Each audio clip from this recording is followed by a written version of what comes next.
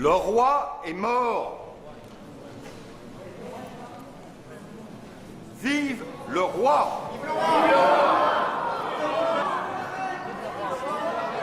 C'est dans cette pièce que Louis XV est mort. C'est sa chambre des petits appartements qui s'était fait construire.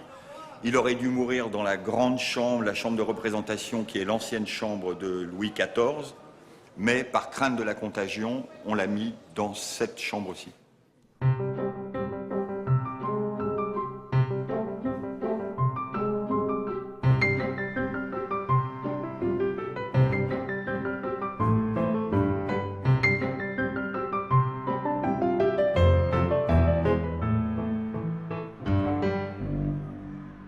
Pendant son enfance, on a vraiment érigé aux yeux de Louis XIV comme un modèle absolu. Et donc du coup, il était totalement écrasé par le poids du modèle. D'autre part, le pauvre Louis XV, tout le monde a disparu autour de lui. Son arrière-grand-père, son père, ses frères. Il passe une enfance totalement solitaire. Il devient quelqu'un qui, écrasé par le poids du modèle et vivant dans la solitude, a un mal fou à communiquer avec les autres et à faire valoir ses idées et à trouver surtout les moyens de les faire admettre par les autres. Le seul but où vous puissiez tendre est de vous faire obéir. Le seul but où vous puissiez tendre est de vous faire obéir.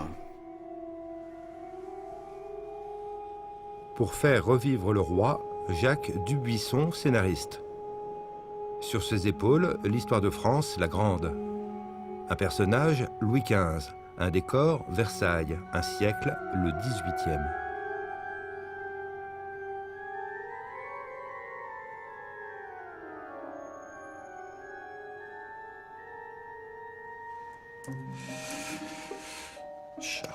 Imaginer sans trahir, restituer l'esprit, le goût d'une époque. Voilà déjà 2 ans qu'il travaille, rencontre et lit. Tout ça s'en est, à côté Et puis il y a ce château tantôt public, tantôt secret, ce Versailles que tout le monde croit connaître, peuplé tour à tour de fantômes et d'acteurs de cinéma.